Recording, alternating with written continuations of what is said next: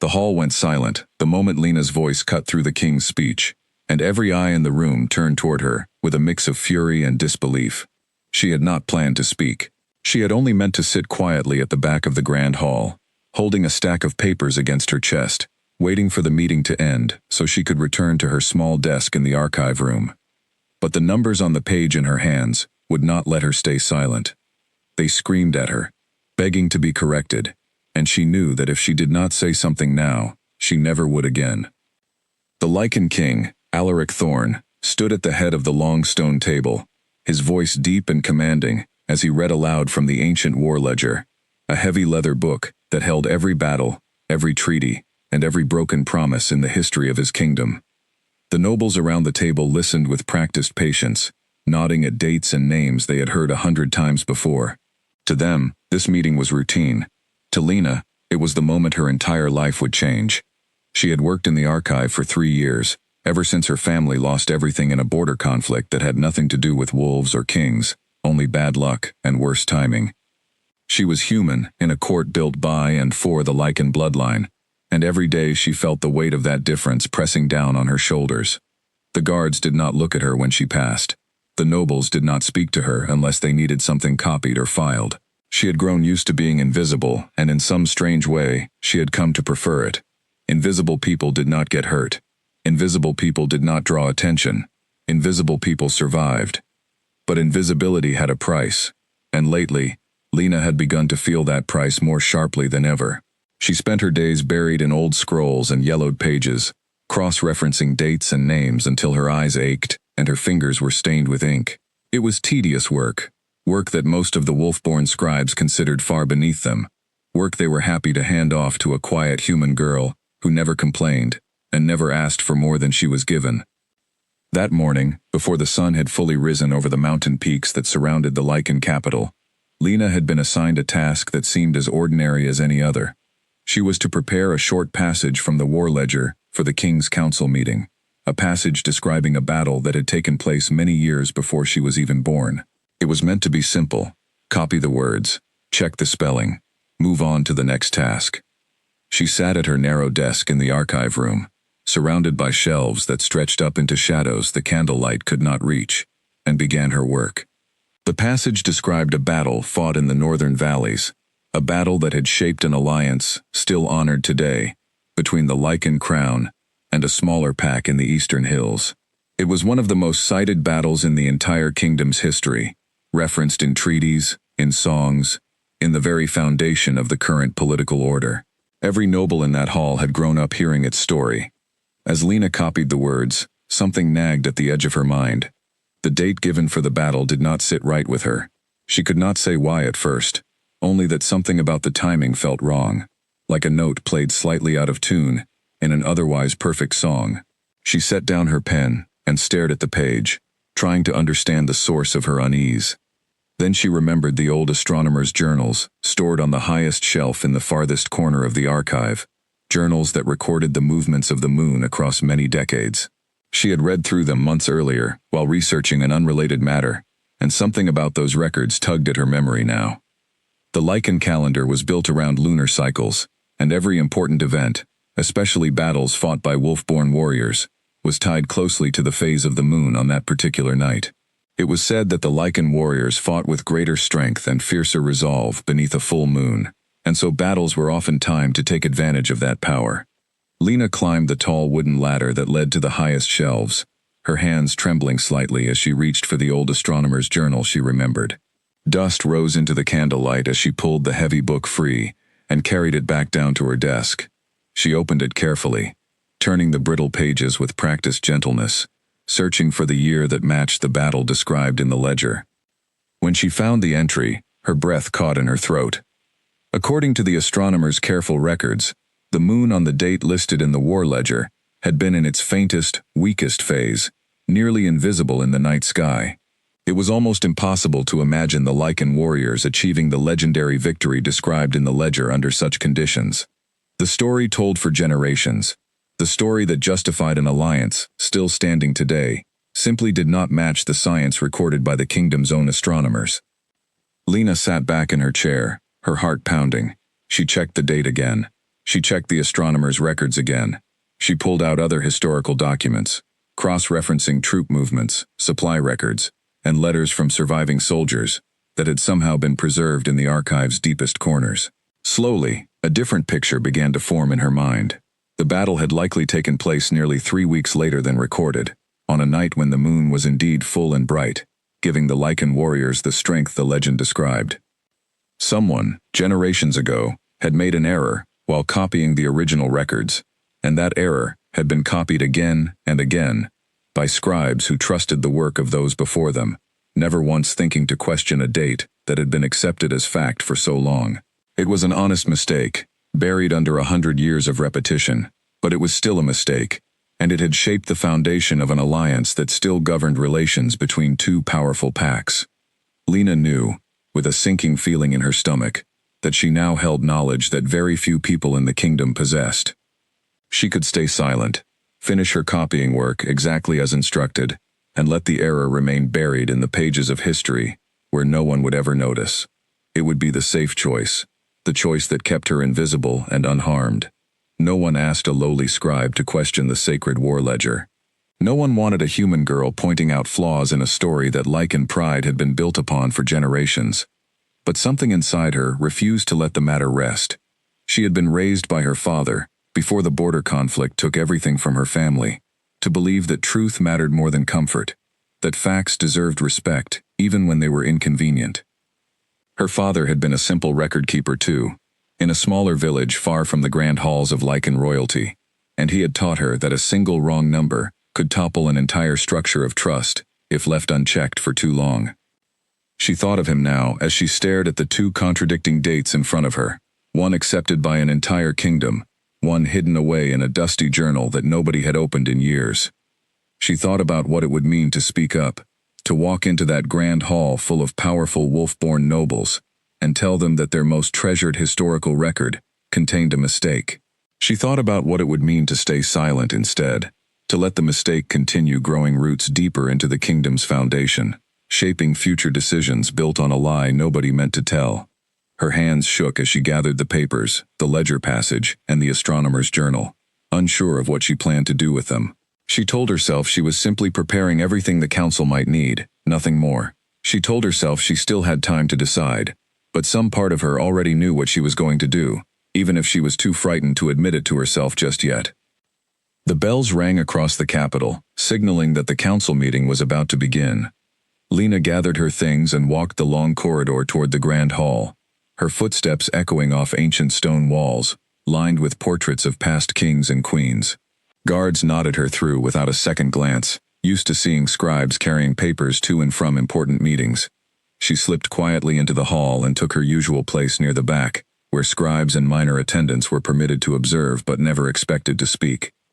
The hall itself was breathtaking, built from dark stone and lit by tall windows that let in slanted beams of morning light. A massive table stretched across the center of the room, surrounded by carved wooden chairs, occupied by the most powerful Lycan lords and ladies in the kingdom.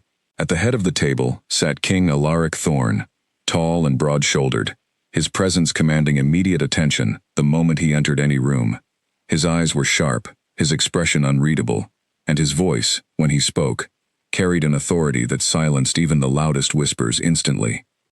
Lena had seen the king many times from a distance, but she had never once spoken to him directly, nor had she ever expected to. He was a figure from another world entirely, a world of blood, power, and ancient tradition that she, as a human, could only observe from the outside. The council meeting began with routine matters, reports on food supplies, updates on border patrols, and discussions about upcoming diplomatic visits from neighboring packs. Lena listened with half her attention, her mind still consumed by the discovery she had made that morning. The papers in her lap felt heavier than they should have, as if the weight of the mistake they contained had somehow transferred itself into physical form. Then the king reached the section of the meeting dedicated to reviewing the war ledger, a tradition held every few months to ensure the kingdom's historical records remained accurate and properly maintained. He began reading aloud the very passage Lena had transcribed that morning, describing the legendary battle in the northern valleys and its lasting impact on the alliance with the Eastern Pack. As his deep voice filled the hall, reciting the incorrect date with complete confidence.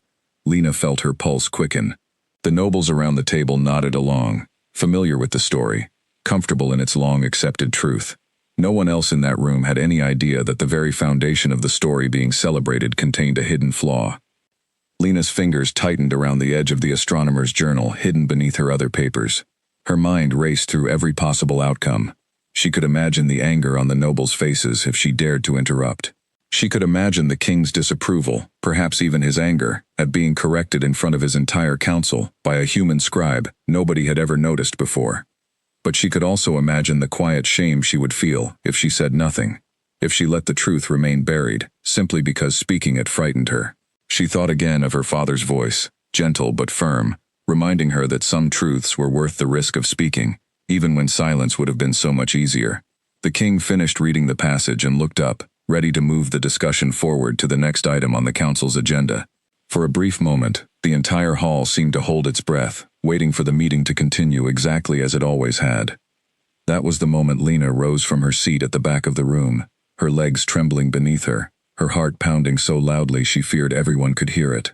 She opened her mouth, uncertain if her voice would even work, uncertain if she was about to make the greatest mistake of her life, or the bravest decision she had ever made. "Forgive me, Your Majesty," she said, her voice small, but steady enough to carry across the silent hall. "There is an error in the date." Every head in the hall turned toward Lena at once, and for a moment, the silence was so complete that she could hear her own heartbeat pounding in her ears. The king's eyes found her instantly, sharp and unreadable, and she felt the full weight of his attention settle on her like a physical force. She had spoken. There was no taking it back now. A noble seated near the front, a broad-shouldered man with graying hair named Lord Garrick Voss, rose halfway from his chair, his face flushed with disbelief and anger. "Who allowed this scribe to address the council?" he demanded, his voice sharp enough to cut through the tense air. "The war ledger has stood unquestioned for generations. This is not the place for a human girl to voice her opinions." Lena felt her knees weaken, but she forced herself to remain standing, her hands still clutching the astronomer's journal against her chest like a shield. She had known this reaction was possible, had even expected it, but knowing something might happen, and actually facing it, were two very different experiences.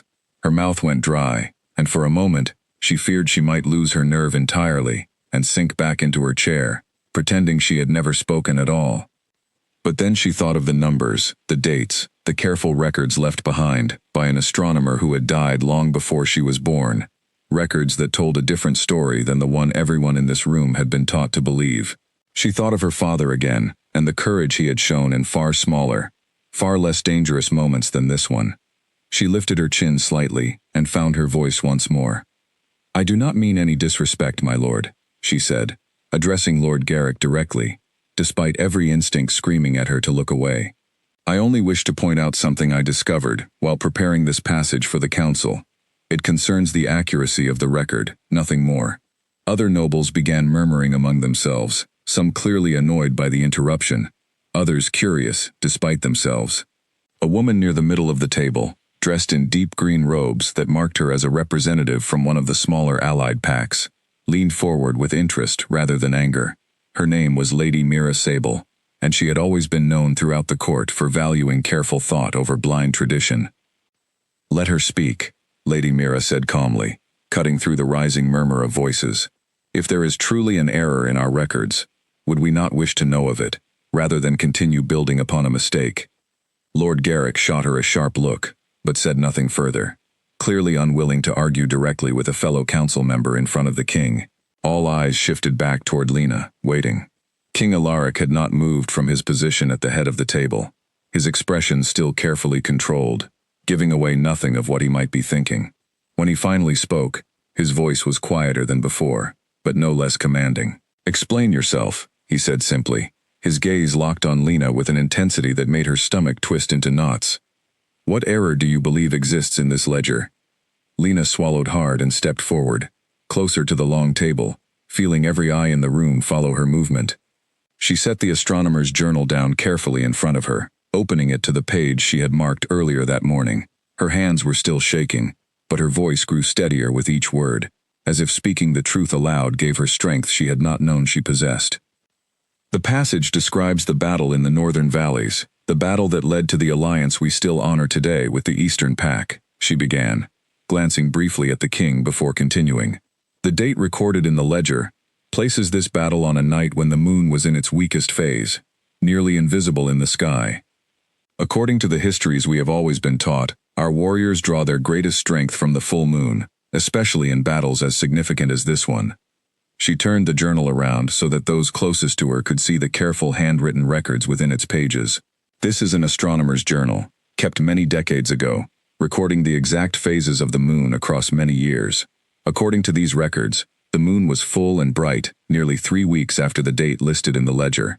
If the battle truly took place under the conditions described in our histories, conditions that gave our warriors the strength needed to win such an important victory, then the actual date must be different from what has been recorded. Lena could see the disbelief on many faces, the refusal to accept that something so deeply trusted could contain such a fundamental error. But she could also see something else beginning to stir in a few expressions, a flicker of doubt, a willingness to consider the possibility that she might be right.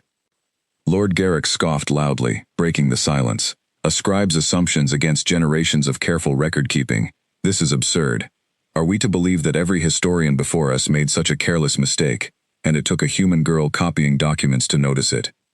With respect, my lord, Lena replied, keeping her voice steady despite the mounting pressure. Mistakes are often made, not through carelessness, but through simple human error, repeated so many times that it becomes accepted as fact. I do not claim that any historian acted with dishonesty. I only ask that the matter be examined further, so that we might know the truth with certainty. The king remained silent for a long moment, his gaze shifting from Lena to the ledger resting on the table before him, then back to the astronomer's journal she had presented.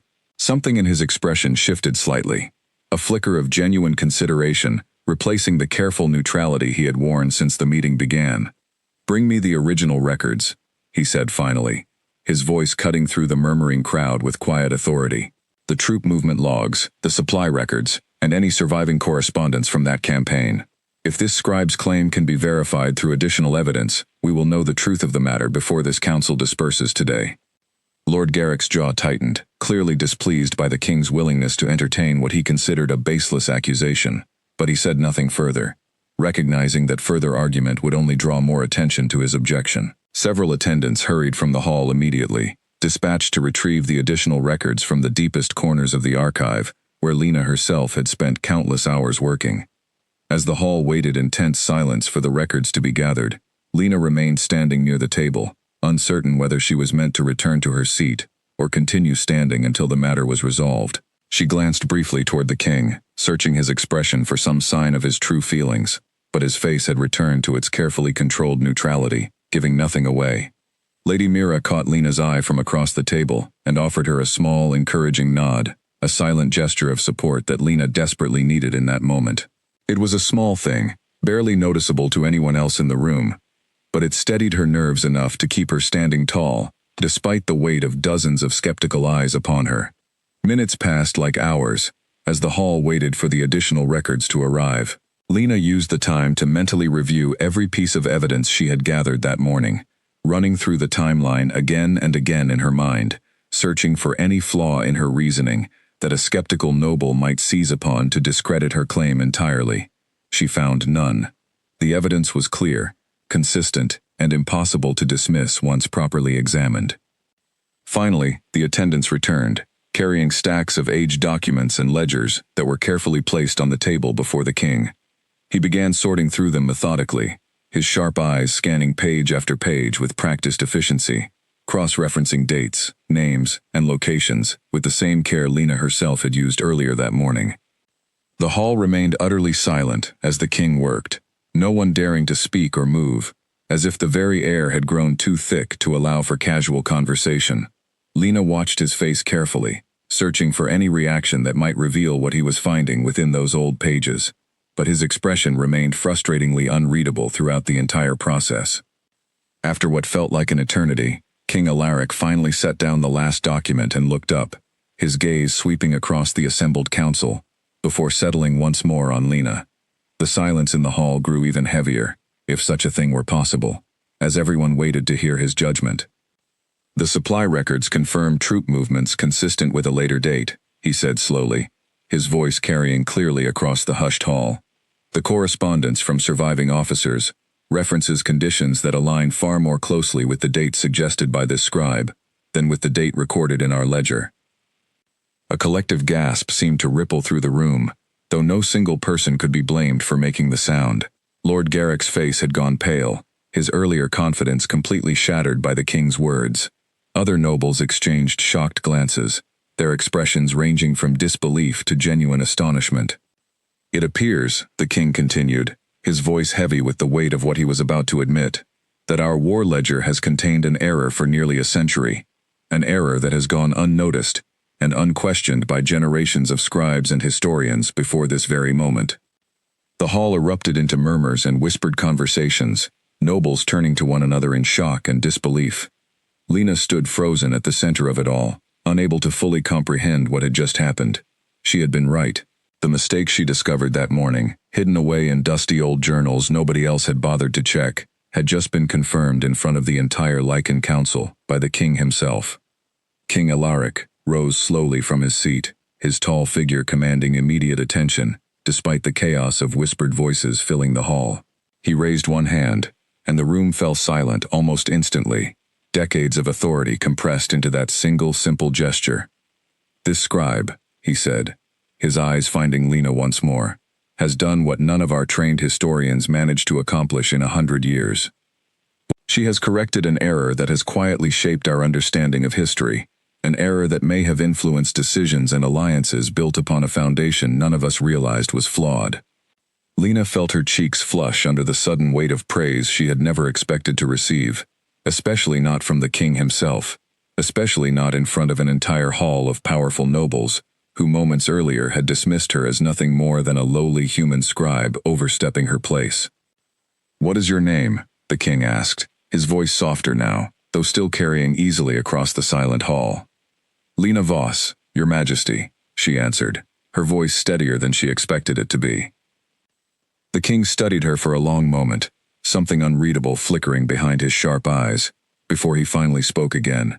"Lena Voss," he repeated slowly, as if testing the weight of her name for the first time.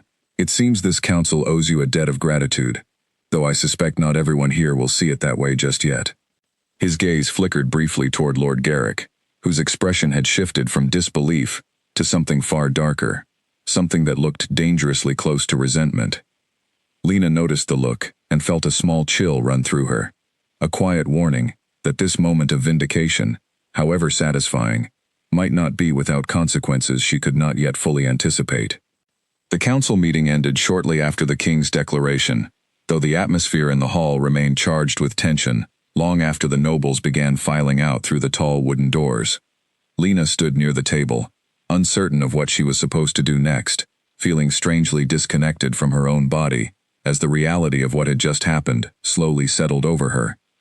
She had walked into that hall as an invisible scribe, someone nobody noticed or remembered, and she was walking out as the human girl who had corrected the sacred war ledger in front of the entire Lycan council.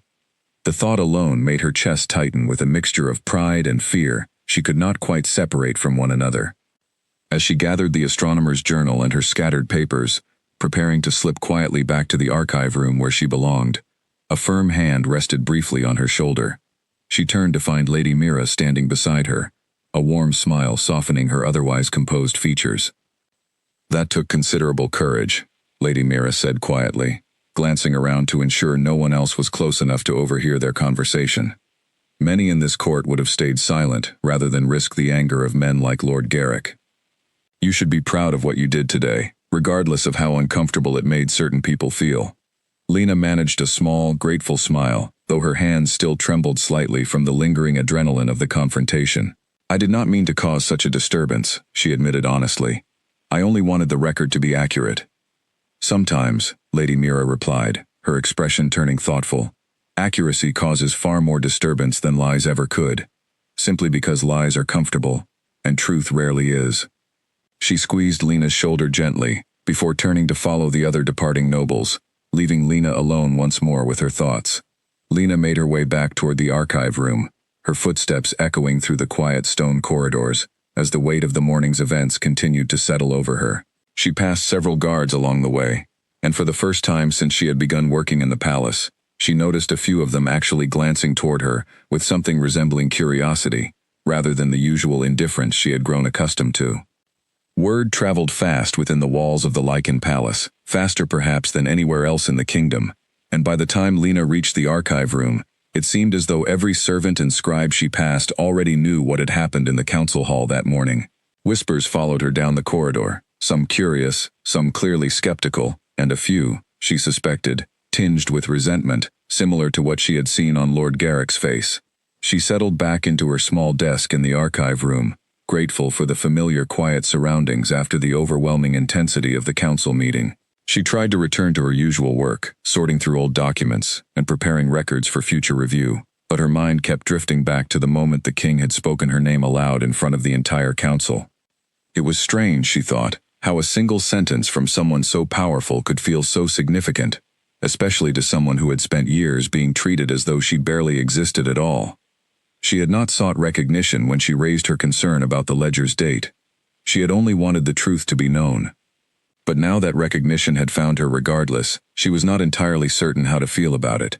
Her quiet reflection was interrupted by the sound of footsteps approaching the archive room, footsteps far too heavy and deliberate to belong to any of the usual scribes who worked alongside her. Lena looked up just as the door opened, revealing a tall figure standing in the doorway that made her heart nearly stop entirely. King Alaric Thorne stood there, his broad frame filling the doorway, his sharp eyes scanning the shelves of ancient documents before settling on Lena herself. She rose immediately from her chair, unsure of the proper etiquette for such an unexpected visit, her mind racing through every possible reason the king himself might have come to find her directly. "Your Majesty," she said, bowing her head slightly, uncertain of what else to say in the face of such an unprecedented moment. The king stepped further into the room, his gaze sweeping across the crowded shelves with obvious curiosity, as if he had never before considered what the archive actually contained, or how it functioned on a daily basis. "I wish to see for myself where such careful work is done," he said, his voice quieter here than it had been in the grand hall, though still carrying the same natural authority. "It seems this room holds more truth than I realized." Lena remained standing, uncertain of what response he expected from her, her heart still pounding from the shock of his sudden presence. "It is simple work, Your Majesty," she said finally. "Copying, checking, and organizing. Nothing more." And yet this simple work uncovered an error that generations of trained historians missed entirely, the king replied, moving closer to her desk, his eyes falling briefly on the scattered papers, and the astronomer's journal still resting where she had left it. "Tell me, Lena Voss, how does someone come to notice something so small, something buried within decades of accepted history?" Lena hesitated for a moment, gathering her thoughts before answering honestly. "I suppose I simply pay close attention to details others might overlook," she said. "When something does not fit together properly, it troubles me until I understand why. I could not simply ignore the inconsistency once I noticed it, even though I knew speaking up might cause difficulties." The king studied her carefully, his expression unreadable once more, though something in his eyes suggested genuine interest rather than mere curiosity. "Many in my court would have chosen silence," he said. "Silence is safer, particularly for someone in your position. Why did you choose otherwise?" Lena considered the question seriously, unwilling to offer a shallow or rehearsed answer to someone who clearly deserved honesty. "My father taught me that truth matters more than comfort," she said finally. "He was a record keeper too, in a much smaller village, long before I came to serve in this palace. He always said that small errors, left unchecked, eventually grow into much larger problems. I could not forget his words, even when staying silent would have been far easier." The king remained quiet for a long moment, considering her words carefully, his sharp eyes never leaving her face. Lena felt increasingly uncomfortable under his prolonged attention, unsure of what he might be thinking, or what consequences might follow from this unexpected conversation. "Your father sounds like a wise man," the king said finally, his voice carrying a note of genuine respect that surprised her. "It is rare to find such conviction, especially among those who have every reason to protect themselves through silence instead." "Thank you, Your Majesty," Lena replied softly, unsure of what else to say in response to such unexpected praise. The king glanced once more around the archive room, his gaze lingering on the towering shelves, filled with countless documents spanning generations of Lycan history. "This error you uncovered," he said, turning his attention back to her. "How many other such mistakes do you suspect might exist within these records? Errors that have gone unnoticed, simply because no one thought to question them." Lina considered the question thoughtfully before answering. "I cannot say for certain, Your Majesty, but given how easily this particular mistake occurred and remained unnoticed for so long, I would not be surprised if similar errors exist elsewhere within our histories. Copying mistakes happen more often than most people realize, especially across so many generations of scribes." The king's expression grew thoughtful, as if considering something significant that had not occurred to him before this conversation. "Perhaps," he said slowly, "it would be worthwhile to have someone review these records more carefully, someone with the same attention to detail you have already demonstrated." Lina's eyes widened slightly at the implication behind his words, uncertain if she was understanding him correctly. "Are you suggesting, Your Majesty, that I should undertake such a review?" "I am suggesting exactly that," the king confirmed, his tone leaving no room for misunderstanding. "You have already proven your capability today, in front of witnesses who will not soon forget what transpired in that hall. It would be foolish of me not to make use of such a valuable skill, particularly when the accuracy of our history matters as much as it clearly does." Lina felt a strange mixture of excitement and apprehension settle over her at the king's suggestion. Such an opportunity would have seemed impossible only hours earlier, an idea so far beyond her usual position that she would never have dared to imagine it for herself. Yet here was the king himself, offering her a role that would elevate her far beyond the quiet, invisible existence she had grown accustomed to within these palace walls. "I would be honored to undertake such a task, Your Majesty," she said finally, her voice steadier than she expected, given the surge of emotions running through her. The king nodded once, seemingly satisfied with her response, though something in his expression suggested there was more he wished to say, but had chosen not to voice just yet. "Very well," he said. "I will inform the appropriate officials of this new arrangement. In the meantime, continue your work here as you see fit, Lina Voss. I suspect this will not be the last time our paths cross within these walls." With that, the king turned and departed the archive room as suddenly as he had arrived, leaving Lina standing alone amid the towering shelves of ancient documents, her mind racing with the implications of everything that had just occurred. She sank back into her chair slowly, staring at the empty doorway where the king had stood only moments before, trying to process the sudden and dramatic shift her life had just taken. Outside the archive room, unseen by either Lina or the king, Lord Garrick stood in the shadows of the corridor, his expression dark with barely contained anger, as he watched the king depart. He had heard enough of their conversation through the partially open door to understand exactly what had just transpired, and the implications troubled him deeply. A human scribe, elevated to a position of trust and influence within the palace, was not a development he intended to accept without resistance. News of the morning's events spread through the palace like wildfire, and by midday, Lina found it increasingly difficult to move through the corridors without drawing curious glances from servants, guards, and even minor nobles, who had never once acknowledged her presence before. Some looked at her with open admiration, whispering to their companions as she passed. Others regarded her with suspicion, their eyes narrowing, as though trying to determine what threat she might pose to the established order of the court. Lina tried her best to ignore the attention, focusing instead on the mountain of work that awaited her, following the king's suggestion that she undertake a broader review of the historical records. It was a daunting task, one that would require sorting through centuries of documents, cross-referencing dates, names, and events across countless generations of Lycan history. She welcomed the challenge, grateful for something to occupy her mind and keep her from dwelling too long on the uncertainty of her new position within the palace. As evening approached, she remained in the archive room, poring over old scrolls by candlelight, when a soft knock sounded at the door. She looked up to find Lady Mira standing there, a basket of bread and cheese balanced in one hand, a warm smile on her face. "I thought you might have forgotten to eat," Lady Mira said, stepping into the room and setting the basket down on a clear corner of Lina's desk. "It has been a rather eventful day after all." Lina smiled gratefully, realizing only then how hungry she truly was, having skipped both breakfast and the midday meal, in the chaos following the council meeting. "Thank you," she said sincerely. "I confess I lost track of time entirely." Lady Mira settled into a chair across from Lena's desk, watching as the younger woman began to eat with evident relief. "You handled yourself remarkably well today," she said after a moment. "Not many could have withstood Lord Garrick's temper and remained standing, let alone continued making their case with such clarity."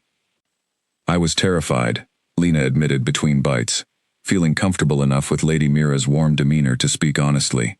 "I nearly lost my courage entirely before I managed to say anything at all." "Fear rarely disappears simply because we act despite it," Lady Mira replied thoughtfully. "Courage is not the absence of fear, but the willingness to act regardless of it. You demonstrated that quality quite clearly today, whether you realized it in the moment or not." Lena considered her words carefully, grateful for the older woman's insight and companionship after such an overwhelming day. "May I ask you something, Lady Mira?" she said after a brief pause. "Of course. Why did you support me today, when so many others in that hall seemed ready to dismiss me entirely? You did not know me before this morning, and yet you spoke in my favor without hesitation." Lady Mira's expression grew thoughtful as she considered the question. "I have spent many years observing this court," she said slowly. "I have watched countless nobles cling to tradition, simply because tradition is comfortable, regardless of whether that tradition serves truth or merely serves their own pride. When you stood up today and presented clear evidence that could be verified rather than simply argued, I recognized something valuable in your courage. Truth deserves support, regardless of who speaks it or where they come from." Lena felt a warmth spread through her chest at these words, grateful beyond measure for finding an unexpected ally within a court that had, until this very day, treated her as though she barely existed. "Thank you," she said softly. "Your support meant more to me than you likely realize." Their quiet conversation was interrupted by the sound of hurried footsteps approaching the archive room. Lena and Lady Mira exchanged a curious glance as a young servant girl appeared in the doorway, slightly out of breath, her expression tense with urgency. "Forgive the interruption," the servant said quickly, glancing between the two women. "Lady Mira, you are needed immediately.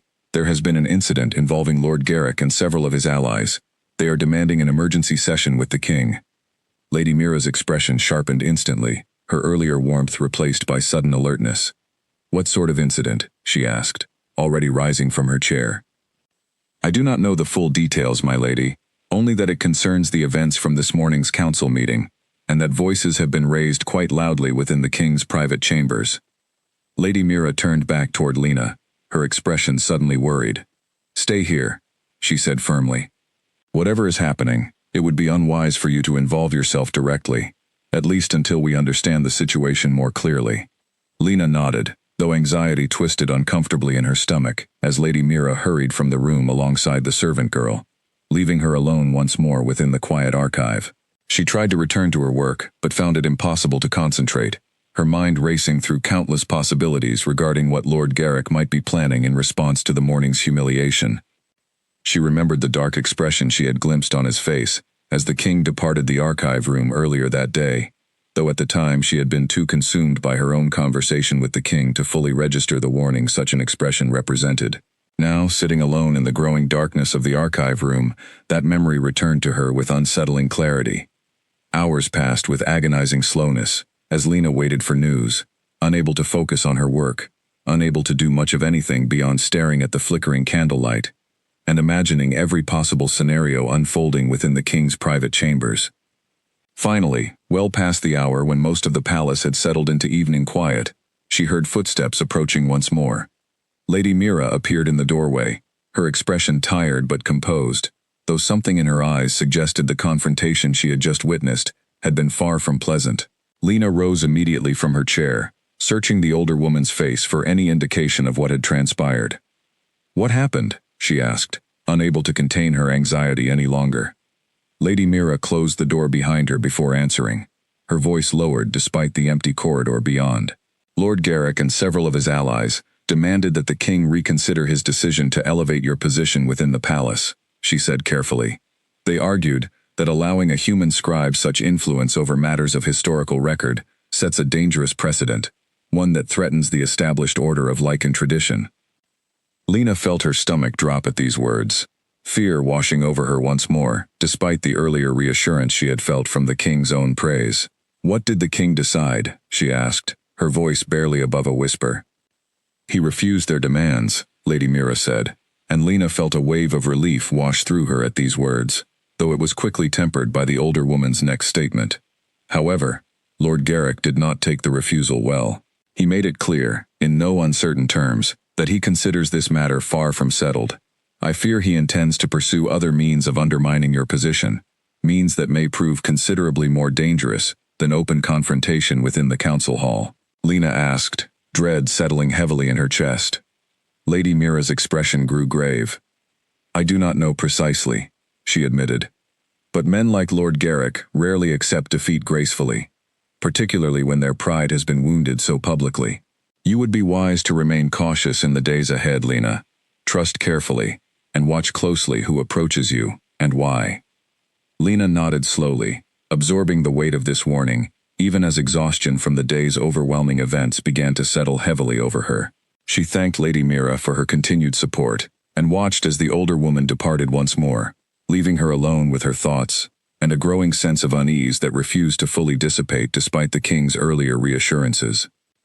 As she finally prepared to leave the archive room for the night, her mind still consumed by everything that had transpired, Lena could not shake the feeling that the confrontation in the council hall that morning had been merely the beginning of something far larger and far more dangerous than she had initially realized.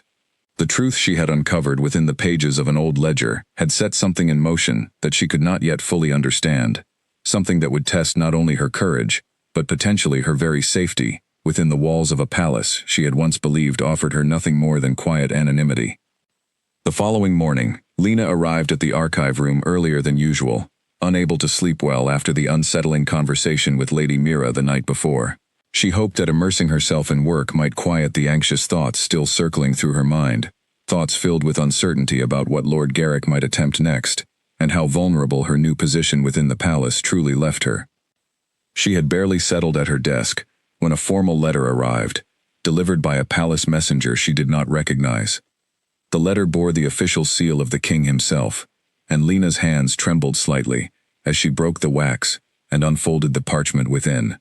The letter confirmed what the king had suggested the previous day, formally appointing Lena to a newly created position within the archive, one that granted her authority to review and verify historical records across the entire collection, with direct reporting responsibilities to the king himself, rather than to the senior archivists who had previously overseen her work. It was an extraordinary elevation, one that would have seemed utterly impossible only 2 days earlier. Yet even as she read the words confirming her new role, Lena felt a heavy weight settle over her chest, rather than the pure joy she might have expected. She understood, with growing clarity, that this elevation would not be welcomed by everyone within the palace. If Lord Garrick had been angry before, this formal confirmation of her new authority would only deepen his resentment further. She folded the letter carefully and tucked it into her desk, uncertain of how to proceed with her usual work now that her role had shifted so dramatically. Before she could gather her thoughts fully, the senior archivist, an elderly man named Osric Vane, who had overseen the archive for as long as Lena had worked there, appeared in the doorway with an expression she could not quite read. "I received word of your new appointment," Osric said, his voice carefully neutral as he studied her from across the room. "It seems congratulations are in order, though I confess, I did not expect such developments when I assigned you that simple transcription task yesterday morning." Lena rose from her chair, uncertain of how the elderly archivist felt about this unexpected turn of events. She had always respected Osric, who had trained her carefully during her first months working in the archive, teaching her the meticulous attention to detail that had ultimately led to her discovery of the ledger's error. "I hope this change does not disrupt the work of the archive, sir," she said carefully. "I have no intention of overstepping the responsibilities you and the other archivists have long managed so carefully." Osric studied her for a long moment, before a small, genuine smile finally broke through his carefully neutral expression. "Overstep all you wish, child," he said, his tone warming considerably. "I have spent 40 years in this archive, watching countless small errors pass unnoticed, because no one dared question what had already been accepted as truth. If your appointment means such errors will finally receive the attention they deserve, then I welcome this change wholeheartedly, regardless of what certain nobles within this court might think of it." Lena felt a wave of relief wash through her at these words, grateful to find support from someone whose opinion she had long valued deeply. "Thank you, sir," she said sincerely. "Your guidance these past years is largely responsible for the skills that led to yesterday's discovery. I could not have noticed the error without the careful habits you taught me." "Nonsense," Osric replied, waving off her gratitude with a dismissive gesture, though his pleased expression suggested her words had touched him regardless. "I merely taught you the mechanics of careful record-keeping, the courage to speak up when something troubled you. That quality came entirely from within yourself." He paused thoughtfully before continuing. "Though I would caution you, Lena, to remain vigilant in the days ahead. Not everyone within these walls will celebrate your success as readily as I do." "Lady Mira offered similar warnings last evening," Lena admitted. Osric nodded gravely. "Lord Garrick is not a man who forgives public humiliation easily," he said. "I have watched him maneuver against rivals within this court for many years now, and he rarely confronts his enemies directly when subtler methods might prove more effective. Watch your surroundings carefully, and trust cautiously, until you understand exactly who supports your new position, and who merely pretends to, while working toward your downfall from the shadows." Lena absorbed this warning seriously, grateful for the elderly archivist's candid honesty, even as it deepened the unease that had settled over her since the previous evening. She thanked him again before he departed, leaving her to begin the daunting task of reviewing the vast collection of historical records now under her expanded authority. The following days passed in a blur of intense concentration, as Lena threw herself fully into her new responsibilities, cross-referencing countless documents, verifying dates and events across generations of Lycan history. The work was exhausting but deeply satisfying, allowing her to lose herself in the careful, methodical process that had always brought her comfort, even as uncertainty continued to swirl around her position within the palace's complicated political landscape. She discovered several additional minor discrepancies within the records during this period, small errors similar in nature to the one she had uncovered in the war ledger, though none carried quite the same significance as her initial discovery. Each correction she made, however small, seemed to further cement her reputation as someone whose attention to detail could not be easily dismissed or ignored, regardless of her human heritage within a court dominated entirely by wolf-born nobility. Word of her growing reputation spread steadily through the palace, and Lena began noticing subtle shifts in how certain people treated her. Some nobles who had previously ignored her presence entirely now offered polite greetings when their paths crossed in the corridors. Others, however, regarded her with expressions that ranged from wary suspicion to outright hostility, their loyalty clearly aligned with Lord Garrick and his continued resistance to her elevated position. One evening, nearly a week after the initial confrontation in the council hall, Lena remained late in the archive room, absorbed in cross-referencing a particularly complex set of treaty documents from several decades earlier. The candles had burned low, casting long shadows across the towering shelves surrounding her small desk, when she became aware of an unsettling feeling that she was no longer alone in the room.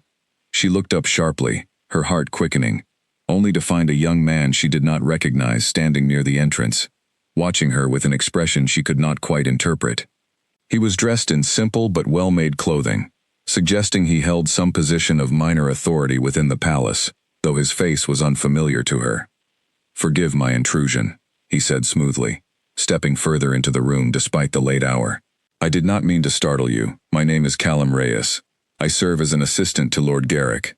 Lena felt every muscle in her body tense at the mention of that name, immediately recalling every warning she had received about the dangers this particular association might represent. She remained seated, though she straightened her posture and studied the young man carefully, uncertain of his intentions in visiting her so late in the evening. "What brings you to the archive at such an hour, Master Reyes?" she asked, keeping her voice carefully neutral, despite the unease coiling tightly in her stomach. Callum offered a smile that seemed designed to appear friendly and disarming, though Lena found herself unable to trust its sincerity given his stated allegiance.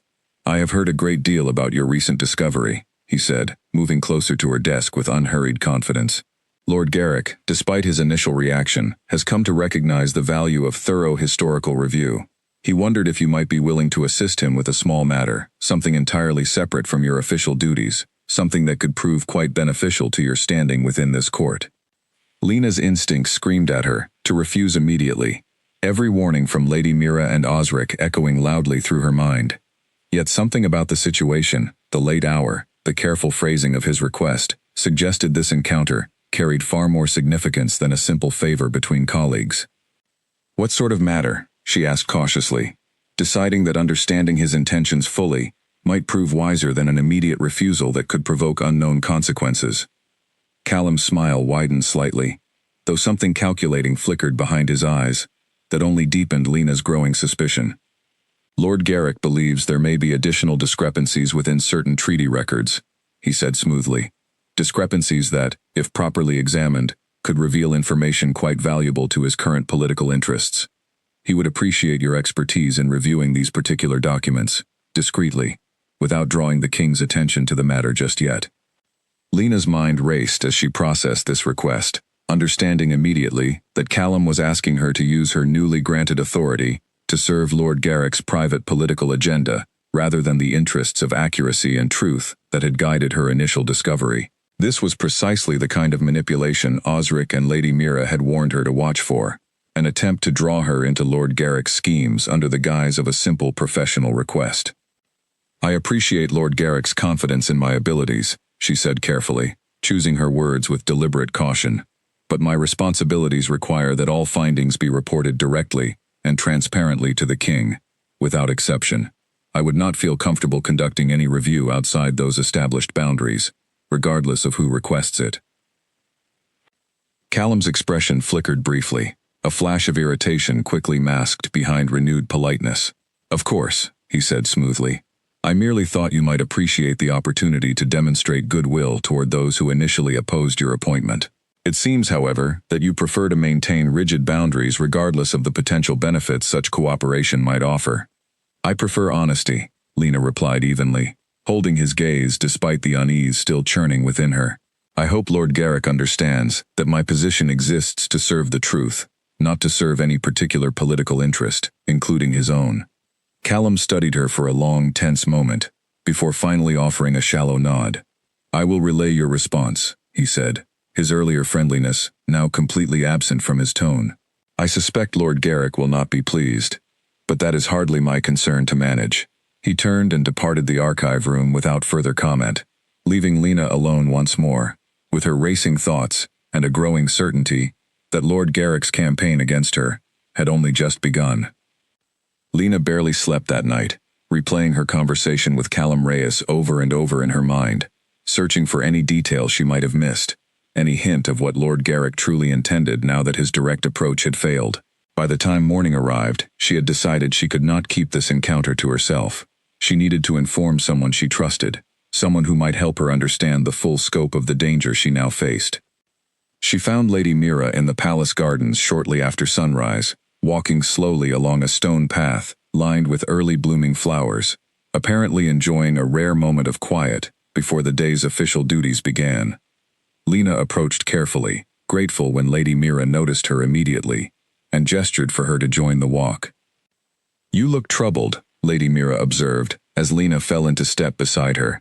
"Has something happened?" Lena recounted the previous evening's encounter with Callum Reyes in careful detail, watching as Lady Mira's expression grew increasingly serious with each word. When she finished, the older woman remained silent for a long moment, clearly considering the implications of what she had just heard. "This confirms my worst suspicions," Lady Mira said finally, her voice grave. "Lord Garrick intends to use you, if he can, to further his own political ambitions, under the guise of legitimate historical review. When that failed, I suspect he will now shift toward discrediting you entirely, painting you as untrustworthy, or perhaps even dangerous, to the stability of this court." "How can I protect myself against such accusations?" Lena asked, unable to fully mask the anxiety in her voice. "Continue exactly as you have been," Lady Mira advised firmly. "Maintain absolute transparency in all your work. Report everything directly to the king, exactly as you told Callum Reyes you would. Lord Garrick's greatest weapon against you would be evidence of dishonesty or hidden agendas. If you deny him any such evidence through your own conduct, his accusations will find little support among reasonable members of this court." Lena nodded slowly, absorbing this advice even as uncertainty continued to gnaw at her. Do you believe he will attempt something more direct, beyond mere political maneuvering? Lady Mira's expression grew troubled. I do not know for certain, she admitted. Lord Garrick has always preferred subtlety over direct confrontation, but public humiliation of this magnitude can push even cautious men toward more desperate measures. I would advise increased caution regarding your personal safety as well, particularly when moving through less populated areas of the palace. The warning settled uncomfortably in Lena's stomach as they continued their walk through the gardens, the peaceful morning atmosphere now tainted by the weight of unspoken threats hanging over their conversation. Eventually, Lady Mira excused herself to attend to other duties, leaving Lena to return to the archive room, with considerably more caution than she had felt only days earlier.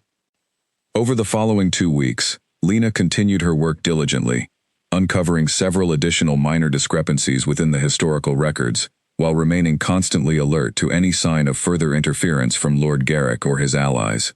She noticed subtle changes in her surroundings, guards who seemed to watch her more closely than necessary, servants who avoided direct eye contact when she passed, whispered conversations that fell silent whenever she drew near. The tension came to a head one afternoon, when Lena discovered a discrepancy far more significant than any she had encountered since her initial finding in the war ledger. While reviewing decades-old treaty documents related to territorial boundaries between the Lycan kingdom and a neighboring pack, she noticed inconsistencies that suggested a critical section of land currently claimed by Lord Garrick's own family had originally belonged to a different, much smaller pack entirely. The implications were staggering. If her findings proved accurate, Lord Garrick's family had been benefiting from territory that rightfully belonged elsewhere for nearly 2 generations, based on documentation that appeared to have been deliberately altered, rather than simply miscopied through honest error. This was not a matter of an innocent mistake propagated through careless repetition. This looked like intentional fraud, committed by someone within Lord Garrick's own lineage. Lena stared at the documents before her for a long time, understanding immediately the danger this discovery represented. If she reported this finding to the king, as her position required, she would be directly accusing Lord Garrick's family of deliberate deception spanning generations, an accusation that would likely provoke a reaction far more severe than anything she had faced thus far. Yet the alternative, remaining silent about such a significant discovery, violated everything she believed about the importance of truth and accuracy within the historical record. She had already demonstrated her commitment to honesty, regardless of personal risk, when she first corrected the war ledger. To suppress this new finding simply because it threatened someone with power and influence would betray everything she claimed to stand for. She spent the remainder of the day carefully verifying her findings, cross-referencing additional documents to ensure her conclusions rested on solid evidence rather than mere suspicion. By evening, she had compiled a comprehensive record of her discovery, detailed enough to withstand even the most rigorous scrutiny should Lord Garrick attempt to dismiss or discredit her claims. That night, as she prepared to leave the archive room, having decided to present her findings to the king the following morning, she noticed a folded piece of parchment resting on her desk that had not been there earlier in the day. Her heart quickened as she picked it up, unfolding it carefully, to reveal a brief, unsigned message written in careful, deliberate handwriting. The message contained no threats, no explicit demands, only a simple warning that some truths were better left buried, and that continuing to dig through matters that did not concern her might result in consequences she would come to regret deeply. There was no signature, no indication of who had left the note, but Lena understood immediately that it could only have come from someone acting on Lord Garrick's behalf. Her hands trembled as she read the message again, fear coursing through her at the realization that someone had entered the archive room, likely while she had briefly stepped away earlier that afternoon, specifically to leave this warning where she would find it. The message was carefully vague, avoiding any direct threat that could be traced back to its author, yet its intention was unmistakably clear. Lena considered her options carefully as she stood alone in the dimly lit archive room, the weight of the anonymous warning pressing heavily upon her thoughts. She could heed the message, abandon her discovery regarding the territorial boundary dispute, and continue her work focused solely on matters that would not further provoke Lord Garrick's obvious displeasure. Such a choice would certainly be safer, at least in the immediate term. But she thought again of her father's teachings, of the courage she had already demonstrated when correcting the war ledger despite tremendous personal risk.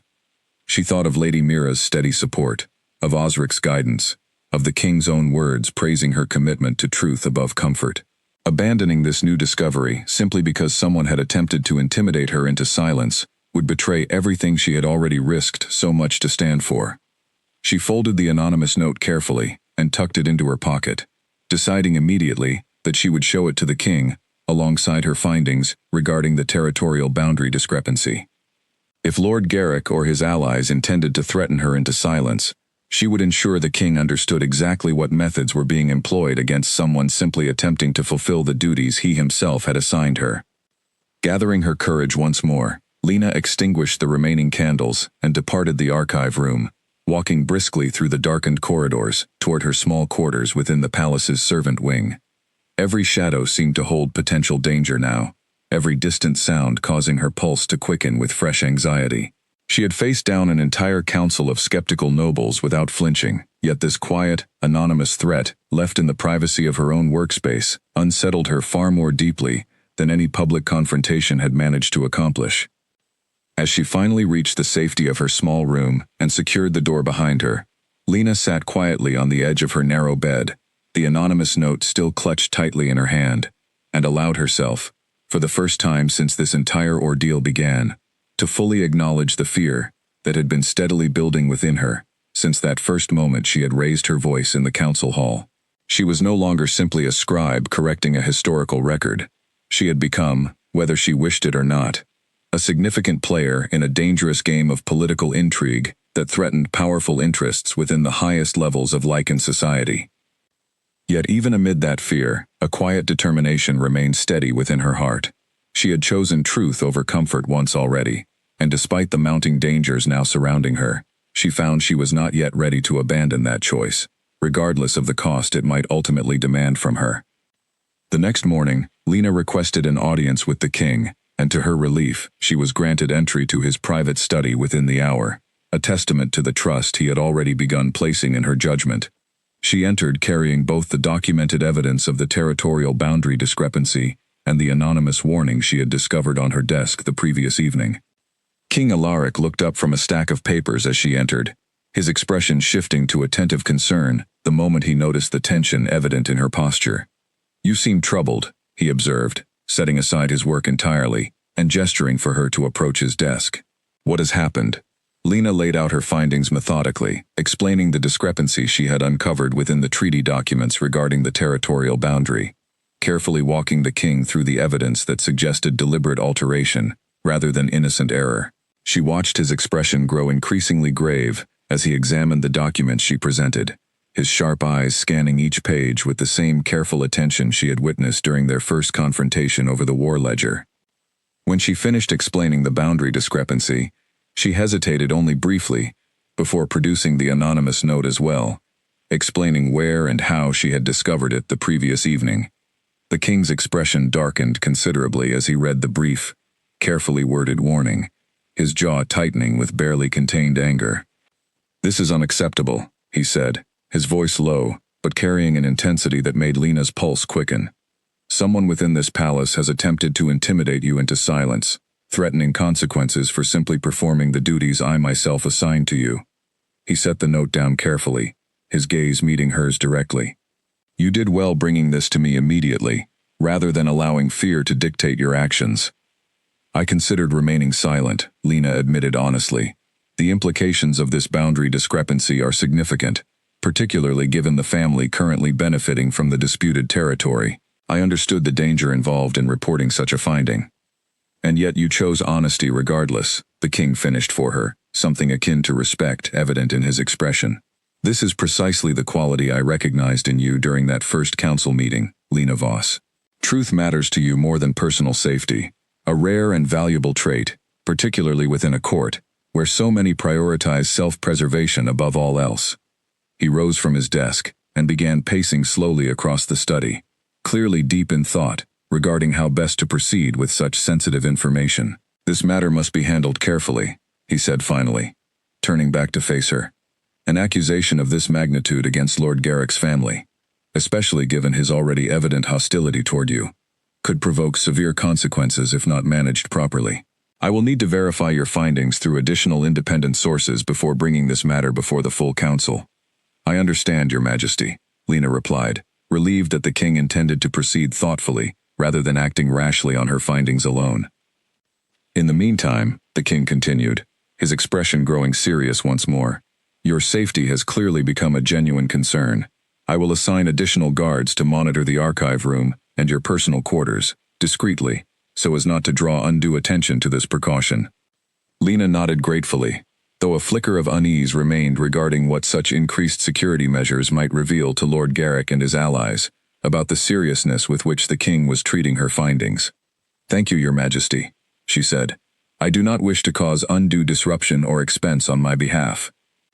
Your safety is not an inconvenience, Lena, the king replied firmly, his tone leaving no room for argument. You have served this court honestly and courageously, uncovering truths that others either overlooked or deliberately ignored. I will not allow intimidation tactics to silence someone who has proven such valuable service to this kingdom. Something in his tone, beyond simple gratitude for her professional service, caused Lena's cheeks to warm slightly, though she quickly attributed the sensation to mere exhaustion and lingering anxiety from the recent threats against her. She thanked the king once more, before departing his study, feeling somewhat reassured, despite the continued uncertainty surrounding Lord Garrick's intentions. Over the following days, the king quietly commissioned an independent review of the territorial boundary documents Lena had flagged, assigning the task to a small group of trusted scholars from outside the immediate political circles most likely to be influenced by Lord Garrick's considerable power and connections. Lena continued her regular duties within the archive, though she noticed the additional guards the king had promised, now stationed discreetly near the archive room's entrance, their presence a quiet reassurance amid the continued tension permeating the palace's political atmosphere. Nearly a week later, the independent scholars confirmed Lena's initial findings entirely. The territorial boundary documents had indeed been deliberately altered nearly 2 generations earlier, granting Lord Garrick's family control over land that rightfully belonged to a smaller, less powerful pack that had apparently lacked the political influence necessary to challenge the fraudulent claim at the time it originally occurred. The king called an emergency council session to address the matter, and this time, Lena was specifically requested to attend, rather than merely observing from the back of the hall as she had during the previous confrontation. She entered the grand hall with considerably more confidence than she had felt during that first fateful meeting, though her heart still pounded with anticipation regarding how Lord Garrick might react to this new, far more damaging revelation. The council hall was tense with anticipation as the king took his seat at the head of the long table, the assembled nobles clearly aware that this session concerned matters of considerable significance, given the unusual manner in which it had been called. Lord Garrick sat near the front of the table, his expression carefully composed, though Lena could detect a slight tension in his posture that suggested he already suspected the nature of the coming discussion. King Alaric began by summarizing the findings regarding the territorial boundary discrepancy, presenting the evidence methodically, and allowing the independent scholars to confirm their own conclusions before the assembled council. Lena watched Lord Garrick's expression carefully throughout this presentation, noting how his careful composure gradually gave way to poorly concealed alarm as the full weight of the evidence became clear to everyone present. These findings suggest deliberate falsification of official treaty documents, the king said finally, his voice carrying clearly across the silent hall, committed nearly 2 generations ago, resulting in territory being claimed under false pretenses ever since. This is a matter of considerable seriousness, one that demands immediate correction and appropriate consequences for those responsible. Lord Garrick rose slowly from his seat, his expression now openly hostile as he addressed the king directly. You would accuse my family of fraud based on the claims of a single human scribe, he demanded, his voice tight with barely controlled fury. This is precisely the danger I warned against when this girl was first granted such unprecedented authority over matters that should remain firmly within the purview of trusted Lycan scholars. The findings have been independently verified, the king replied evenly, refusing to be baited by Lord Garrick's obvious attempt to redirect attention toward Lena, rather than the substance of the evidence itself. 3 separate scholars, none connected to Lena Voss or myself in any way that might suggest bias, have confirmed the alterations exist within these documents. This is not merely her claim, Lord Garrick. This is documented, verified fact. The hall fell into tense silence, as Lord Garrick's face reddened with barely contained rage, his eyes darting briefly toward Lena, with an intensity that made her skin crawl, despite the protective presence of the king and the assembled council surrounding her. She held his gaze steadily, refusing to look away despite the fear coiling tightly within her chest, understanding that any appearance of weakness now might only embolden his continued aggression. "This matter will require careful resolution," the king continued, his voice regaining its earlier calm authority. "The territory in question must be returned to its rightful claimants, and appropriate reparations must be discussed regarding the generations of benefit your family has unjustly received. I expect your full cooperation in resolving this matter honorably, Lord Garrick, rather than through further attempts to discredit or intimidate those who have simply brought this truth to light." Lord Garrick's jaw tightened visibly, though he said nothing further in direct response to the king's pointed warning. He sank back into his seat, his expression a mask of barely contained fury, his eyes still occasionally flickering toward Lena with an intensity that promised this confrontation was far from concluded, regardless of how the current council session might officially resolve. As the meeting continued, addressing the practical details of returning the disputed territory and arranging appropriate reparations, Lena remained quiet, watching the proceedings with a mixture of relief and continued apprehension. She had been vindicated once again, her findings proven accurate, despite Lord Garrick's attempts to discredit her, yet she understood clearly that this public humiliation, far more severe than the first, would only deepen his resentment toward her, rather than encourage any genuine reconciliation between them. In the weeks following the territorial boundary revelation, Lena noticed a marked shift in how the wider court regarded her. Where once she had been invisible, dismissed as an insignificant human scribe unworthy of attention, she now found herself the subject of constant speculation and quiet observation.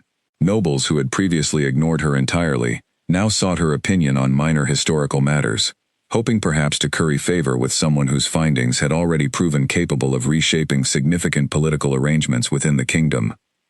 She approached this newfound attention with careful caution, remembering Lady Mira's early advice to trust slowly and observe carefully before extending genuine confidence to anyone within this complicated court. Some of the attention felt genuine, rooted in authentic respect for her demonstrated integrity and skill. Other approaches felt calculated, transparent attempts to align themselves with someone who had proven capable of wielding unexpected influence within the palace's shifting political landscape. Throughout this period, her relationship with the king continued to deepen in ways that surprised her, extending beyond the professional respect that had initially characterized their interactions. He began seeking her counsel not only on matters directly related to her archival work, but occasionally on broader questions of history and precedent that informed his decisions regarding current political matters facing the kingdom.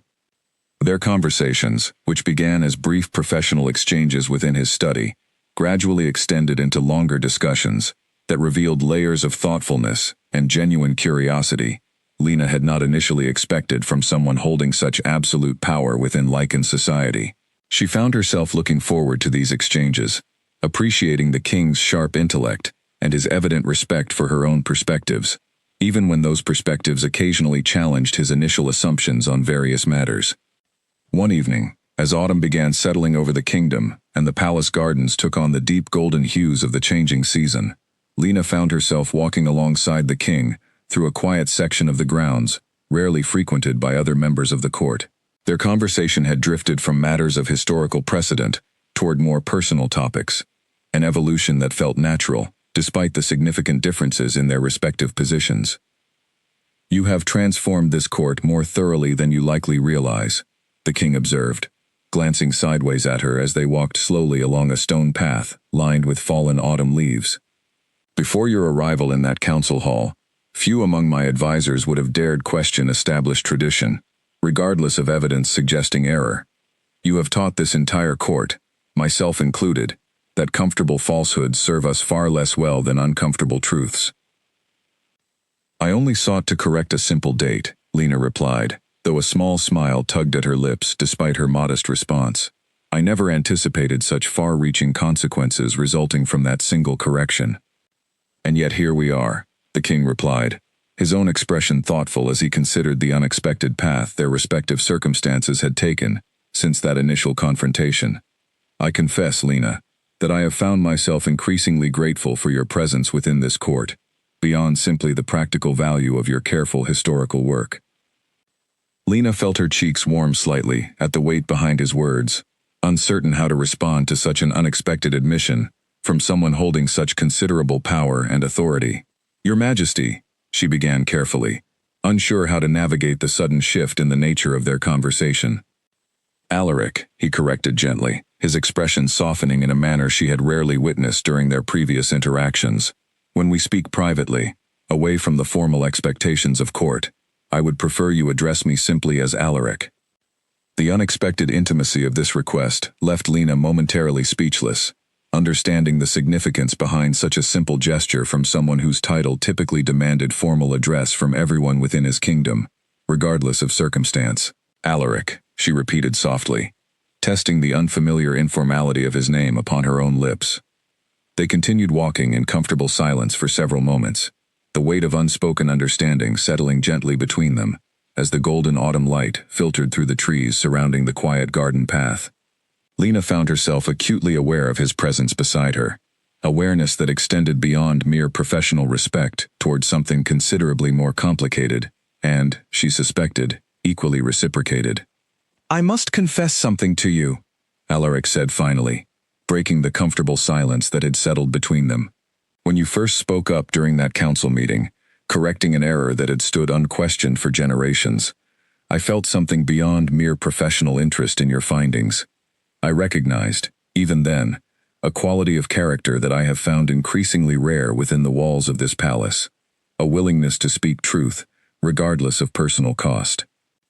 "I was terrified in that moment," Lena admitted honestly, appreciating his candor and wishing to offer similar honesty in return. "I nearly remained silent, allowing the error to persist rather than risk the consequences of speaking up." "And yet you found the courage to speak regardless," Alaric replied, his gaze meeting hers with an intensity that made her pulse quicken noticeably. "That courage, Lena, combined with your evident intelligence and unwavering commitment to honesty, has left an impression upon me that extends well beyond simple professional admiration."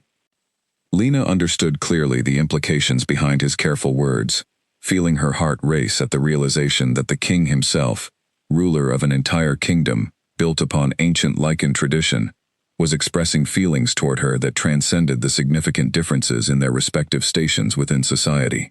The realization filled her with a complicated mixture of joy and apprehension, understanding immediately the countless complications such feelings might introduce, particularly given the already precarious political situation created by her ongoing conflict with Lord Garrick.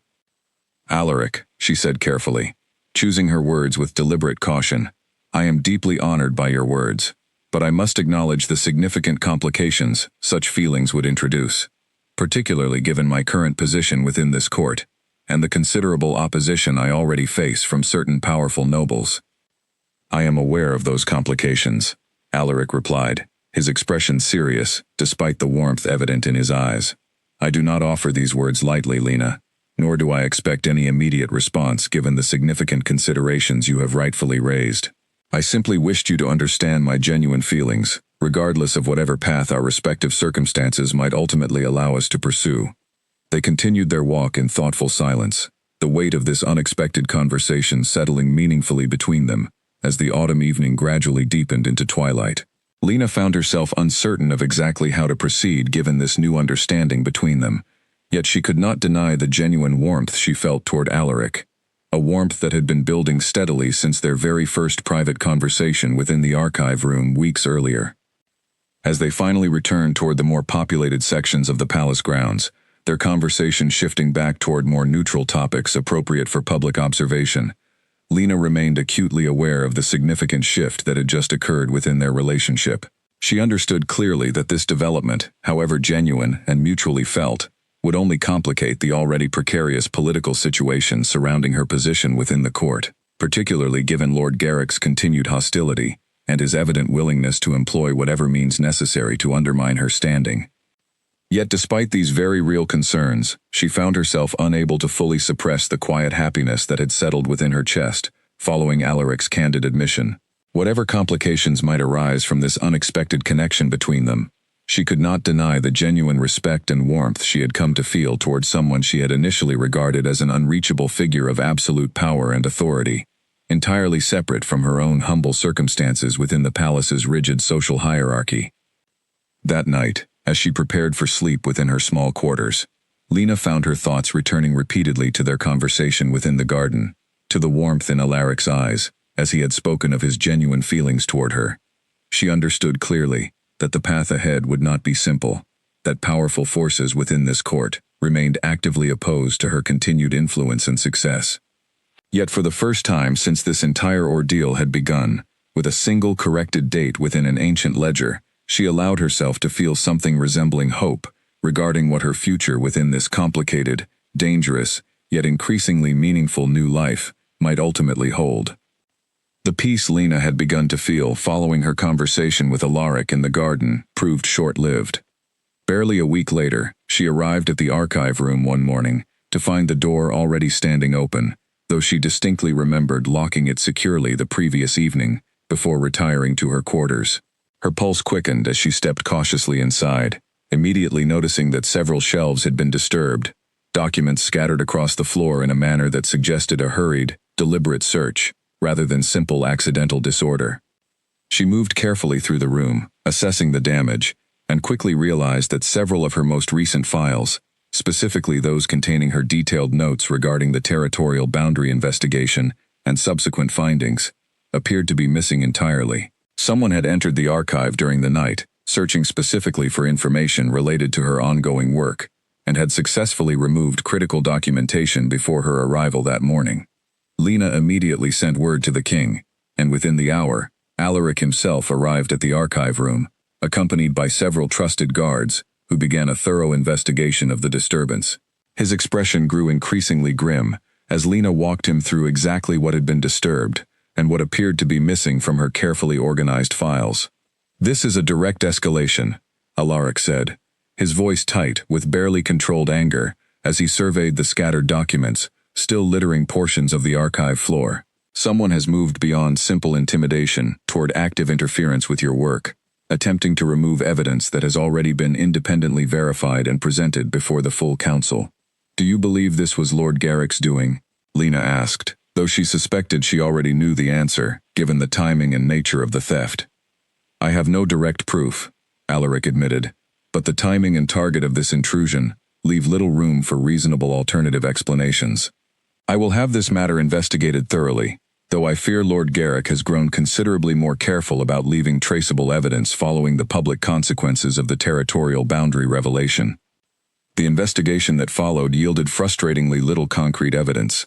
Whoever had entered the archive had done so carefully, avoiding detection by the guards stationed nearby, and leaving no obvious trace beyond the disturbed documents and missing files themselves. Lena found herself growing increasingly anxious as the days passed without any clear resolution, understanding that whoever had orchestrated this intrusion remained free to attempt similar actions again, without fear of immediate consequence.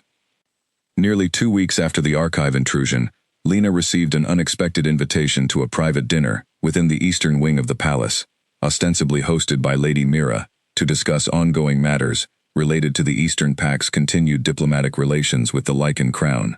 She arrived at the appointed hour, only to discover that Lady Mira herself was notably absent, and instead found herself facing Lord Garrick seated alone at the small dining table, his expression carefully composed despite the obvious deception behind the invitation. "Please, sit," Lord Garrick said smoothly, gesturing toward the empty chair across from him. "I apologize for the necessary deception regarding this invitation, but I felt a private conversation between us, away from the formal constraints of court, might prove considerably more productive than our previous interactions." Lena remained standing near the doorway, every instinct urging caution, given everything she had already experienced regarding this man's evident hostility toward her continued presence within the palace. "I am uncertain what productive conversation you believe we might have, Lord Garrick, given our previous encounters." "Please," he repeated, his tone carrying a note of genuine, if surprising, sincerity. "I wish only to speak honestly with you, without the political theater that has characterized our public confrontations thus far." After a moment's hesitation, Lena cautiously took the offered seat, though she remained tensely alert throughout the ensuing conversation, uncertain what Lord Garrick truly intended by arranging this unexpected private meeting. "Speak plainly then," she said. "What is it you wish to discuss?" Lord Garrick studied her for a long moment, before finally speaking. "I will not pretend that your continued presence within this court has not caused significant complications for my family's interests," he began carefully. "The territorial matter, while ultimately resolved fairly, given the evidence you presented, has cost my family considerably, both in terms of land and reputation within this court." "I only reported the truth as the documents revealed it," Lena replied evenly, refusing to apologize for findings she knew to be accurate and fairly presented. "I understand that now," Lord Garrick admitted, somewhat to her surprise. "I have had considerable time to reflect on recent events, and I recognize that my initial anger, while perhaps understandable given the circumstances, led me toward actions I am not entirely proud of. The anonymous warning left in your archive, the attempted theft of your documentation, these were not actions befitting someone of my station, regardless of the pressures I felt at the time." Lena studied him carefully, uncertain whether this apparent contrition represented genuine remorse, or merely another calculated maneuver, designed to lower her guard before some further scheme could be enacted against her. "Are you confessing responsibility for these actions?" she asked directly, deciding that clarity served her interests far better than continued ambiguity. Lord Garrick's expression flickered slightly, though he did not immediately deny her direct accusation. "I will not confirm specific details," he said carefully, "but I will acknowledge that certain individuals loyal to my family may have acted with more aggression than I explicitly sanctioned, driven by their own concerns regarding the implications of your continued influence within this court." "And what precisely are those concerns?" Lena pressed, sensing that this conversation, despite its unsettling origins, might finally offer genuine insight into the true nature of Lord Garrick's ongoing opposition toward her. "You have proven remarkably capable of uncovering inconsistencies within our historical records," Lord Garrick said slowly. "Inconsistencies that have already significantly impacted my family's standing and holdings within this kingdom. I confess a genuine concern that further investigation under your careful scrutiny might reveal additional matters my family would prefer remain undisturbed." Lena absorbed this admission carefully, understanding now with far greater clarity the true motivation behind Lord Garrick's sustained hostility toward her position within the archive. It was not merely wounded pride following his public humiliation during the council meetings, but genuine fear regarding what additional secrets her careful investigations might eventually expose. "I do not seek to specifically target your family, Lord Garrick," she said honestly. "My commitment is to accuracy within our historical records, wherever that accuracy leads. If your family's history contains further inconsistencies, I would investigate them with the same objectivity I have applied to every other matter brought before me. Nothing more and nothing less." "That is precisely what concerns me," Lord Garrick replied, a wry, humorless smile briefly crossing his features. "Your objectivity, admirable as it may be in principle, offers little comfort to those of us whose family histories may not withstand such rigorous examination." They sat in tense silence for a long moment, the weight of this unusually candid exchange settling heavily between them. Finally, Lord Garrick spoke again, his tone shifting toward something resembling genuine, if reluctant, respect. "I do not expect you to abandon your commitment to truth simply to accommodate my family's interests," he said. "I recognize now that such a request would be both futile and, frankly, an insult to the integrity you have consistently demonstrated since your very first correction to that ledger. I only ask that you understand the genuine fear that has motivated my previous actions, misguided as they may have been." Lena considered his words carefully, recognizing the genuine vulnerability behind this unexpected admission from someone she had previously regarded solely as a dangerous adversary. "I appreciate your honesty, Lord Garrick," she said finally. "I cannot promise that future investigations will not reveal additional uncomfortable truths regarding your family's history, but I can promise that I harbor no personal malice toward you, or your family specifically. My only commitment remains to accuracy, wherever that accuracy might lead."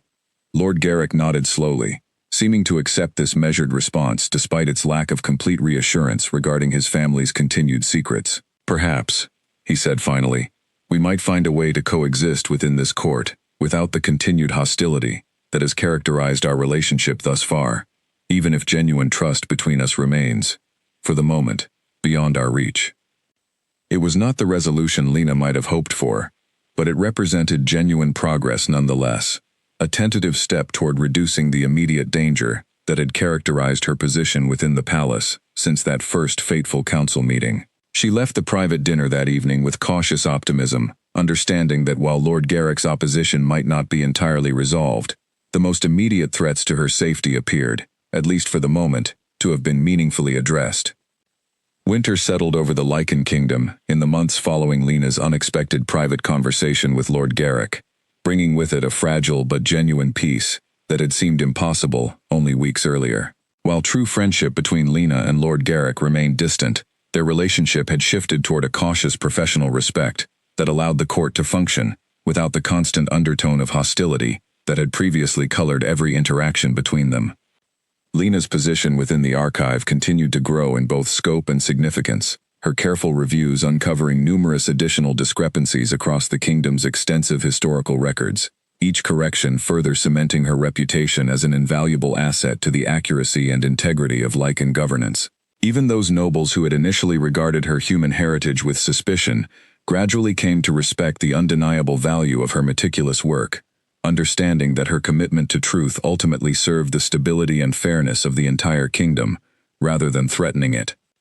Her relationship with Alaric deepened steadily during this period as well, their private conversations evolving naturally from professional consultation toward genuine companionship built upon mutual respect and shared values. They walked together frequently through the palace gardens, even as winter stripped the trees bare and covered the pathways with soft, quiet snow, finding comfort in each other's company, despite the significant challenges their respective positions continued to present. The court, inevitably, began noticing the growing closeness between the king and his talented archive scribe, and while some nobles continued to view the relationship with skepticism, given the significant differences in their social standing, many others had come to genuinely respect Lena's character and capabilities enough to accept the possibility of such an unconventional match within their kingdom's rigid traditions. One crisp winter morning, nearly 6 months after Lena had first corrected that single date within the ancient war ledger, Alaric called an official council session, one whose purpose had not been previously disclosed to the assembled nobles. Lena attended at his specific request, though she remained uncertain exactly what announcement the king intended to make during this particular gathering. The hall was filled with the same nobles who had witnessed her initial correction all those months earlier, though the atmosphere within the room felt markedly different now, charged with curious anticipation rather than the skeptical hostility that had characterized that first fateful meeting. Alaric rose from his seat at the head of the table, his gaze sweeping across the assembled council, before settling meaningfully on Lena, who stood near her now familiar position, though considerably closer to the front of the hall than she had ever occupied during her early days as an overlooked scribe. 6 months ago, Alaric began, his voice carrying clearly across the attentive hall.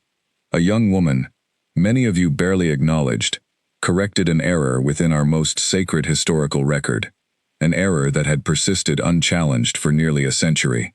That single act of courage revealed not only a mistake within our war ledger, but exposed deeper truths regarding the very foundations of trust and accuracy that must guide this kingdom's governance. He paused, his gaze lingering on Lena with unmistakable warmth, before continuing his address to the full council. Since that day, Lena Voss has repeatedly demonstrated a commitment to truth that has strengthened rather than weakened this kingdom. Despite the discomfort such truths occasionally created for those in positions of power and influence, her work has corrected historical inaccuracies, resolved territorial disputes fairly, and reinforced the fundamental principle that our kingdom's strength rests upon honesty rather than convenient tradition. The hall remained silent, nobles exchanging curious glances as they awaited whatever announcement had prompted this unusual gathering. Lord Garrick, seated near the front of the table, watched the proceedings with an expression that had shifted considerably from his earlier open hostility toward something resembling grudging acceptance, if not yet complete warmth. "It is my honor," Alaric continued, his voice steady despite the significance of what he was about to announce, "to formally elevate Lena Voss to the position of royal historian, granting her permanent authority over the accuracy and integrity of all official Lycan records, both past and future." This position shall carry with it a seat upon this very council, ensuring that truth and accuracy remain permanently represented within the highest levels of our kingdom's governance." A murmur swept through the assembled nobles at this significant announcement, though the reaction, Lena noted with quiet relief, carried far more curiosity and respect than the outright rejection such news might have provoked only months earlier. Lady Mira, seated near the middle of the table, offered Lena a warm, encouraging smile, clearly delighted by this well-deserved recognition of her friend's remarkable journey. Lena stepped forward at Alaric's gesture, her heart pounding with a complicated mixture of pride, gratitude, and lingering disbelief at how dramatically her circumstances had transformed since that first terrified moment she had raised her voice within this very hall. She bowed respectfully before the king, understanding the profound significance of the honor being bestowed upon her. "I accept this responsibility with deep gratitude, Your Majesty," she said, her voice carrying clearly across the silent hall, "and I promise to continue serving this kingdom with the same commitment to honesty and accuracy that first brought me before this council those many months ago." As the formal proceedings concluded and the assembled nobles began offering their individual congratulations, Alaric approached Lena directly, his expression carrying warmth that extended well beyond the formal recognition he had just bestowed upon her professional achievements. "This is only the beginning," he said quietly, meant only for her ears amid the surrounding celebratory conversation. "I have further announcements to make, Lena, though those shall wait for a more private setting." Lena felt her cheeks warm slightly at the implication behind his words, understanding that their personal relationship, carefully nurtured over the preceding months despite the complications inherent in their respective positions, had reached a point where more significant developments might soon follow. She smiled warmly at him, grateful beyond measure for the remarkable journey that had brought her from an invisible archive scribe to a respected royal historian holding genuine influence within the very court that had once dismissed her presence entirely. That evening, as the formal celebrations concluded and the palace gradually settled into its usual quiet nighttime rhythm, Lena found herself once again walking alongside Alaric through the snow-covered gardens, their breath visible in the crisp winter air, as they discussed the remarkable transformation her life had undergone since that fateful morning she had first noticed the discrepancy within the ancient ledger. "Do you regret speaking up that day?" Alaric asked, glancing sideways at her as they walked slowly along the familiar garden path. "Given everything that has followed, the dangers you have faced, the powerful enemies you have made along the way?" Lena considered the question seriously before answering, recognizing the genuine importance behind his inquiry. "I do not regret it," she said finally, her voice steady with conviction. "Yes, I have faced considerable danger and difficulty since that moment. Threats and intimidation I never anticipated when I first noticed that simple error in the date. But I have also discovered a version of myself I did not know existed. Someone capable of courage I never realized I possessed. Someone who has helped strengthen this entire kingdom's commitment to honesty and accuracy." She paused, glancing up at Alaric with a warm smile that reflected the genuine contentment she had found, despite the significant challenges of the preceding months. "And I have found unexpected connections along this journey," she added softly. "Connections I would never have discovered had I chosen silence over truth that morning." Alaric reached for her hand gently, his expression carrying the same warmth and genuine affection that had steadily grown between them since their very first private conversation within the archive room. "I am endlessly grateful," he said quietly, "that you found the courage to speak that day, Lena. Not merely for the historical accuracy you restored to our records, though that alone has proven invaluable, but for the remarkable person your courage revealed to this entire kingdom, and to myself most especially." They stood together quietly beneath the softly falling snow, the peaceful winter garden a stark contrast to the tense, dangerous political landscape Lena had navigated so successfully over the preceding months. She understood clearly that challenges would undoubtedly continue to arise, that not every noble within this complicated court had fully embraced her elevated position, or her growing relationship with the king himself. Yet standing here now, having witnessed the remarkable transformation from an invisible, overlooked scribe into a respected royal historian, trusted with safeguarding the very truth upon which this entire kingdom's governance depended, Lena felt a profound sense of peace regarding the path her life had taken since that single, courageous moment when when she had corrected one small date within an ancient, sacred ledger, setting into motion a chain of events that had ultimately reshaped not only her own destiny, but the very foundations of honesty and integrity within an entire kingdom built upon centuries of proud, if occasionally flawed, tradition.